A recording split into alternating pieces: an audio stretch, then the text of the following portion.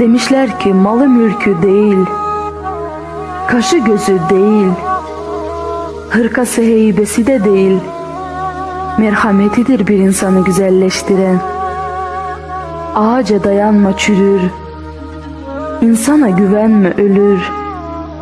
Aç ellerini Rabbine, seni bir tek O görür. Sevgiden anlamayanlar sevdiklerini hep yarı yolda bıraktı. Oysa sevgi cennet yolundaki bir duraktı.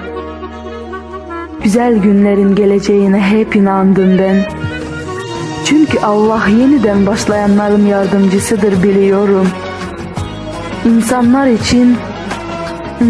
için gözlerini feda etsen zaten kördü derler.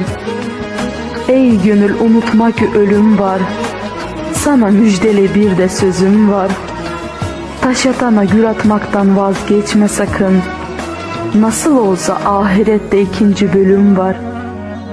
Yolun doğru ise yükün ağırlığından şikayet etme.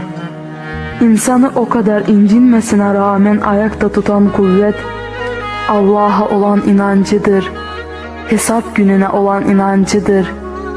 Namaz kıl, dua et ve sev. Her şeyin nasıl düzeleceğini göreceksin. Sil gitsin, sana hata yapanı sil gitsin. Affetmen sadece onu şımartacaktır. Bozuk mayadan peynir tutmaz azizim. Sustuysak saf olduğumuzdan değil, Allah'a bıraktığımızdan. Sen fark etmezsin ama bazen Allah önündeki bütün kapıları kapatır. Kötü oldu sanırsın ama O seni dışarıdaki fırtınalardan koruyordur. Canını sıkma. Zorluğun arkası kolaylıktır. Her şeyin bir vakti ve takdiri vardır. Yarının ne güzellikler getireceğini Allah'tan başkası bilemez. Pes etme, bekle. İmkansız yok. Allah var. Allah bizi nasibimiz olmayan şeylerin peşine düşürmesin. Düşünsene, birisi haberin yokken senin için dua ediyor. Allah'ım böyle insanlarla karşılaştır bizleri. Allah herkese kadim ve vefalı dostlar versin.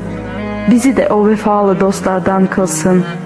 Kin gütme, Allah'a havale et. Çünkü intikam alanların en hayırlısı Allah'tır.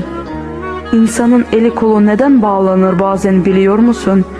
Sadece kalbi konuşsun diye.